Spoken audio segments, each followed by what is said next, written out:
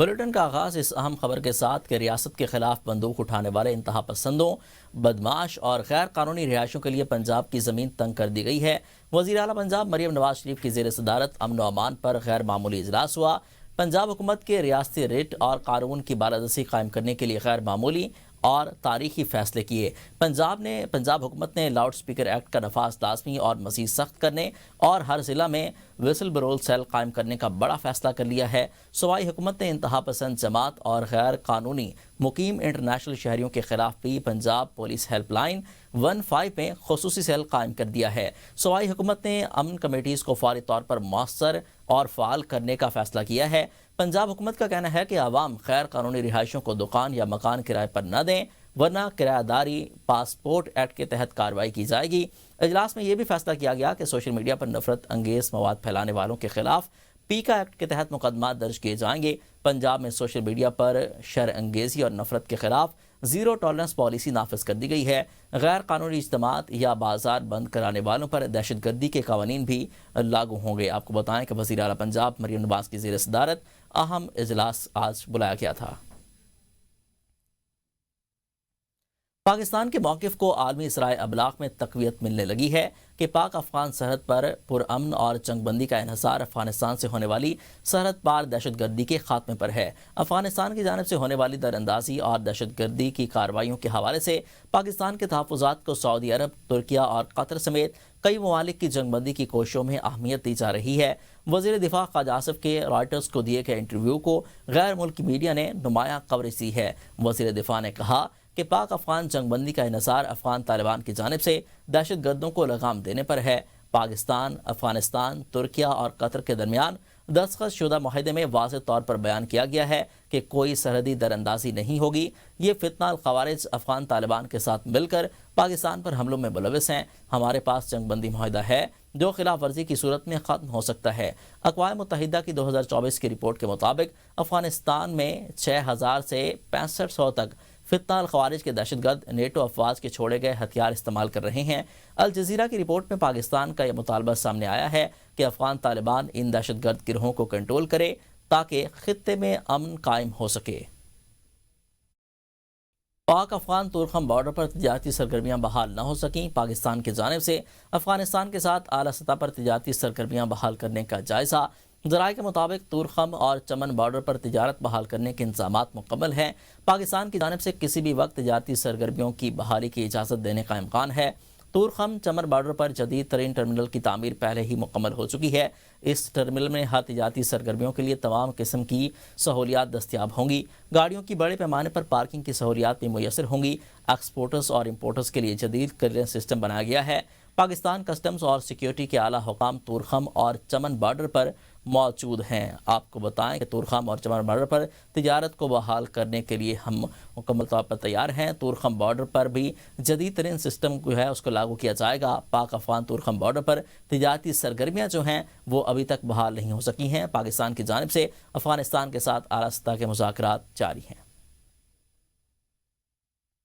رواں مالی سال 2025 کی پہلی سہ ماہی کے دوران پاکستان اور افغانستان کے درمیان دو طرفہ تجارت میں 6% کی کمی ریکارڈ کی گئی ہے۔ ذرائع کے مطابق جولائی تا ستمبر 2025 کے دوران افغانستان میں دو طرفہ تجارتی حجم 47 کروڑ 50 لاکھ ڈالرز رہا ہے۔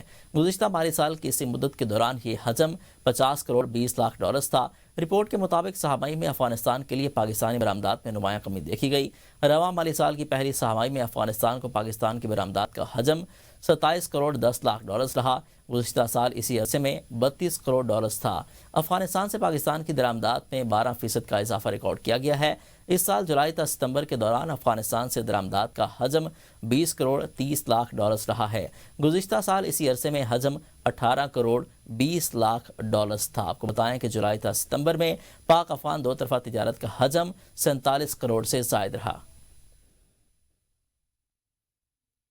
وزیر اعظم میاں محمد شہباز شریف سے خیبر پختونخوا سے تعلق رکھنے والے ارکان پارلیمنٹ اور سیاسی قیادت کی ملاقات ہوئی ہے۔ اس ملاقات میں ملک کی مجموعی سیاسی صورتحال پر تفصیلی گفتگو کی گئی۔ اجلاس میں خیبر پختونخوا میں جاری ترقیاتی منصوبوں پر پیش رفت پر بھی تبادلہ خیال کیا گیا۔ ملاقات میں وفاقی وزراء انجینئر امیر مقام سردار محمد یوسف، عطاء اللہ تارڑ، رانا مبشر اقبال، مشیر وزیر اعظم رانا ثناء اللہ کے علاوہ ارکان پارلیمنٹ، پیر صابر شاہ، کیپٹن صفدر، مرتضیٰ جاوید عباسی اور سردار مشتاق بھی موجود تھے۔ آپ کو بتائیں کہ وزیر اعظم شہباز شریف کی ساتھ سیاسی قیادت نے ملاقات کی ہے۔ اس ملاقات میں ملک کی سیاسی اور مجموعی صورتحال پر گفتگو کی گئی۔ وفاقی وزراء اور جو پارلیمنٹ کے ممبران تھے وہ بھی اس ملاقات میں شریک تھے، اور اس ملاقات کے اندر خیبر پختونخوا کے جو ترقیاتی منصوبے ہیں ان کو زیر غور لایا گیا۔ گورنر کے پی فیصل کریم کنڈی کا قومی ورکشاپ بلوچستان کے شرکاء کو وزیر اعلیٰ کی جانب سے ملاقات نہ ملنے پر افسوس کا اظہار۔ گورنر نے کہا کہ ایک صوبے کے سربراہ کے طور پر ایسے وفود کا خیر مقدم کرنا اور انہیں عزت و احترام کے ساتھ پیش کرنا چاہیے تھا۔ انہوں نے کہا کہ قیادت میں شمولیت کا جذبہ ہونا نہایت ہی ضروری ہے، لاپرواہی ناقابل قبول ہے۔ گورنر فیصل کریم کنڈی نے کہا کہ ایسے مواقع کو بین الصوبائی ہم آہنگی کو فروغ دینے، سیاسی اتحاد کو مضبوط کرنے اور خیبر پختونخوا کے مثبت اور تعاونی موقف کو اجاگر کرنے کے لیے بروئے کار لانا چاہیے۔ آپ کو بتائیں کہ ایسے مواقع بین الصوبائی ہم آہنگی کو مضبوط کرنے کا موقع ہوتے ہیں۔ گورنر کے پی کی جانب سے کہا گیا ہے خیبر پختونخوا کے مثبت اور تعاونی موقف کو قبول کرنا چاہیے تھا۔ پیپلز پارٹی اور نون لیگ میں آزاد کشمیر حکومت کے معاملے پر ڈیڈ لاک برقرار ہے۔ ذرائع کے مطابق نون لیگ سے کابینہ شمولیت وفاقی فنڈنگ معاملے پر ڈیڈ لاک ہے۔ پی پی ذرائع کا دعویٰ ہے کہ نون لیگ آزاد کشمیر میں ان ہاؤس تبدیلی پر کشمکش کا شکار ہے۔ نون لیگ نے آزاد کشمیر کابینہ کا حصہ بننے سے معذرت کر لی ہے، تاہم نون لیگ وفاقی طرز پر آزاد کشمیر میں پی پی حکومت کی اتحادی رہے گی۔ آپ کو بتاتے چلیں کہ پیپلز پارٹی اور نون لیگ میں آزاد کشمیر حکومت کے معاملے پر ڈیڈ لاک برقرار ہے۔ نون لیگ نے کابینہ میں شمولیت سے معذرت کر لی ہے۔ آگے بڑھتے ہوئے آپ کو بتائیں کہ آزاد کشمیر ایکشن کمیٹی معاملے پر وفاقی وزراء اور ایکشن کمیٹی کے نمائندگان کا جائزہ اجلاس وزارت امور کشمیر اور زعفران میں منعقد ہوا ہے۔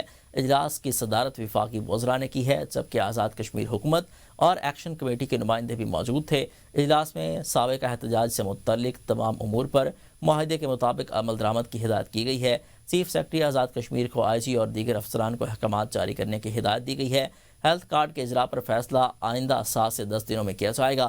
جائیداد کی خرید و فروخت پر ٹیکس کے معاملے کو وزیر اعظم کے سامنے فوری اٹھانے کا فیصلہ کیا گیا ہے۔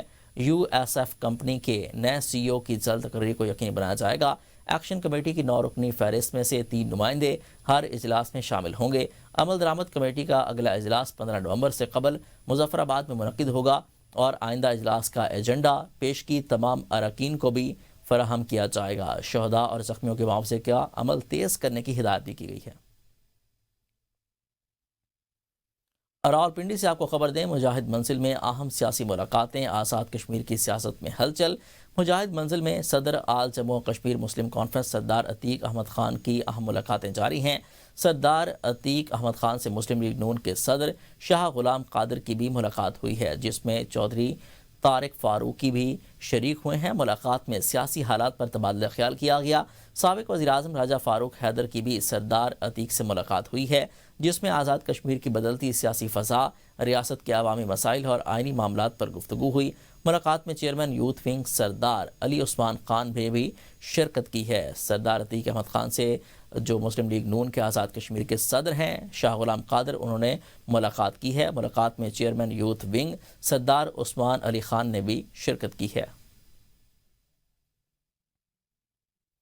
حکومت نے شوگر ملوں کو جلد کرشنگ پر پابند کرنے کے فیصلے پر یو ٹرن لے لیا ہے۔ وفاقی وزیر رانا تنویر حسین کی قومی اسمبلی کی قائمہ کمیٹی برائے غذائی تحفظ کو بریفنگ دیتے ہوئے کہنا تھا کہ ہم نے فیصلہ کیا ہے کہ شوگر ملوں پر کرشنگ شروع کرنے پر دباؤ نہیں ڈالیں گے۔ جس مل کو جب مناسب لگے وہ کرشنگ شروع کر سکتی ہے۔ ملیں نومبر کے پہلے ہفتے چلائیں یا 20 نومبر کو، یہ ان کی مرضی ہے۔ پچھلے سال گنے کی 400 سے 700 روپے فی من قیمت تھی۔ آئی ایم ایف معاہدے کے تحت ہم گنے کی قیمت فکس نہیں کر سکتے۔ پنجاب میں 1 نومبر تک گنے کی فصل تیار ہو جائے گی۔ شوگر ملز کی کوشش ہوتی ہے کہ ہم لیٹ ملیں چلائیں، جس ان کی ریکوری اچھی ہوتی ہے۔ وفاقی حکومت اور شوگر ملز کے درمیان نومبر کے پہلے ہفتے میں کرشنگ کا معاہدہ ہوا تھا۔ وفاقی حکومت کی جانب سے وفاقی وزیر غذائی تحفظ رانا تنویر نے دستخط کیے تھے۔ وفاقی حکومت نے مکمل طور پر شوگر ملز کے مفاد کو تحفظ دے دیا ہے۔ لیٹ کرشنگ شروع ہونے سے گنے کے کاشتکاروں کو ہمیشہ بھاری نقصان ہوتا ہے۔ لیٹ کرشنگ شروع ہونے سے کاشتکار اگلی فصل بھی بر وقت نہیں اگا سکتے ہیں۔ آپ کو آگاہ کریں کہ رانا تنویر کی جانب سے یہ معاہدہ کیا گیا تھا۔ حکومت کو شوگر ملوں کو جلد کرشنگ کے فیصلے پر پابندی پر حکومت نے یو ٹرن لے لیا ہے۔ کے پی اور پنجاب حکومت آٹے اور گندم کے معاملے پر آمنے سامنے۔ وزیر اعلیٰ نے آٹے اور گندم کی آزادانہ ترسیل کے لیے حکومت پنجاب کو خط لکھنے کی ہدایت کر دی۔ وزیر اعلیٰ سہیل آفریدی کی محکمہ خوراک کو ذخیرہ اندوزی کی روک تھام کے لیے مؤثر اقدامات اٹھانے کی ہدایت۔ وزیر اعلیٰ خیبر پختونخوا سہیل آفریدی کا کہنا تھا کہ خیبر پختونخوا کو آٹے اور گندم کی ترسیل روکنا آئین کی خلاف ورزی ہے۔ خط کا مقصد دونوں صوبوں کے درمیان آٹے اور گندم کی ترسیل کو آزادانہ نقل و حرکت کو یقینی بنانا ہے۔ سیاسی اختلافات کی آڑ میں پنجاب حکومت عوام کے بنیادی حقوق سلب کر رہی ہے۔ وزیر اعلیٰ نے عوام کا سرکاری نرخ نامے کے مطابق اشیاء خورنوش کی فراہمی یقینی بنانے کی ہدایت کی ہے۔ وزیر اعلیٰ نے صوبے بھر میں تمام گوداموں کی فوری رجسٹریشن کے احکامات بھی جاری کر دیے ہیں۔ خط کا مقصد دونوں صوبوں کو وزیر اعلیٰ نے محکمہ خوراک کو ذخیرہ اندوزی کے روکنے کے لیے مؤثر اقدامات کرنے کی ہدایت کر دی ہے۔ خیبر پختونخوا اور پنجاب حکومت آٹے کے معاملے پر ایک بار پھر آمنے سامنے آ چکے ہیں۔ آئین کے تحت صوبے کو گندم اور آٹے کی آزادانہ ترسیل پر پابندی نہیں لگائی جا سکتی۔ وزیر اعلیٰ سندھ مراد علی شاہ نے کے پی حکومت کے موقف کی تائید کر دی ہے۔ وزیر اعلیٰ سندھ مراد علی شاہ نے کہا کہ سندھ نے وفاق کی گندم کی امدادی قیمت قبول کر لی ہے۔ سندھ حکومت چاہتی ہے کہ کسانوں کو مزید سہولیات دی جائیں۔ جب بھی کسانوں کو سہولیات نہیں دی گئیں، گندم کی پیداوار کم ہوئی۔ سندھ کے کسانوں کو خوشخبری دینے جا رہے ہیں۔ سندھ حکومت چاہتی تھی کہ گندم کی امدادی قیمت 4,000 روپے ہونی چاہیے۔ کسانوں کے ریلیف سے متعلق بلاول بھٹو نے وفاق سے کچھ مطالبات کیے ہیں۔ وفاق سے زرعی انکم ٹیکس پر بھی بات چیت کی ہے۔ زرعی آمدن ٹیکس پر پرانے ریٹ پر ہی وصول کیا جائے گا۔ سندھ نے وفاق کی گندم کی امدادی قیمت کو قبول کر لیا ہے۔ میرپور آزاد کشمیر میں بھی مہنگائی کا جن بے قابو ہو گیا۔ روزمرہ استعمال ہونے والی اشیاء مہنگی ہو گئیں۔ بالخصوص ٹماٹر 400 سے 500 روپے کلو میں فروخت کیے جا رہے ہیں۔ مزید تفصیلات جانتے ہیں اپنے نمائندہ عمران چودھری کی اس رپورٹ میں۔ پاکستان بھر کی طرح میرپور آزاد کشمیر میں بھی مہنگائی کا جن بے قابو ہو چکا ہے۔ روزمرہ استعمال ہونے والی اشیاء غریب عوام کی پہنچ سے دور ہوتی جا رہی ہیں۔ بالخصوص ٹماٹر 400 سے لے کر 500 روپے میں فروخت ہو رہے ہیں۔ اس موقع پر شہریوں نے ABN نیوز سے گفتگو کرتے ہوئے کہا تو یہاں کے جو سبزی کے ریٹ ہیں، ٹماٹر باقی چیزیں وہ ساری مہنگی ہیں پہلے کی نسبت۔ سالن بنانا سے رکھا ٹماٹر ہوں یہ دسو اصا صحت بنائیے کہ سالن بنائیے تو جناب یہ جڑے ٹماٹر ادھر سبزیاں دھنیا اسی غریب لوگ کیا کھائیے۔ شہریوں نے مطالبہ کیا ہے کہ مصنوعی مہنگائی کرنے والوں کے خلاف کارروائی کی جائے۔ شہریوں کا کہنا ہے کہ سبزیوں کے ساتھ ساتھ جو ٹماٹر ہے اس کی قیمتوں کو کنٹرول کرنے کے لیے انتظامیہ کو چاہیے کہ اپنا اقدامات کریں تاکہ غریب عوام کو زیادہ سے زیادہ ریلیف مل سکے۔ کیمرہ ٹیم کے ساتھ عمران چودھری، ABN نیوز، میرپور آزاد کشمیر۔ وزیر اطلاعات پنجاب عاصمہ بخاری نے کہا ہے کہ پیپلز پارٹی حسن مرتضیٰ کے بیان کو خود دیکھے گی یا ہم جواب دیں گے۔ کیا حسن مرتضیٰ اپنی قیادت کے خلاف سازش کر رہے ہیں؟ عاصمہ بخاری نے حسن مرتضیٰ کے بیان پر رد عمل دیتے ہوئے کہا کہ معافی آصف علی زرداری اور بلاول بھٹو کو مانگنی چاہیے، جن کے کنٹرول میں آپ جیسے ہارے ہوئے لوگ بھی نہیں ہیں۔ ایک طرف جمہوریت کھیلتے ہیں، دوسری طرف ہماری لیڈرشپ پر کیچڑ اچھالتے ہیں۔ پیپلز پارٹی کی قیادت کو حسن مرتضیٰ کے بیان کا نوٹس لینا چاہیے۔ پیپلز پارٹی کے پنجاب سے ہارے ہوئے کچھ لوگوں کو ان کی جماعت اقتدار میں بیٹھی اچھی نہیں لگ رہی ہے۔ اب تک کے لیے اتنا ہی۔ آپ دیکھتے رہیے ABN نیوز۔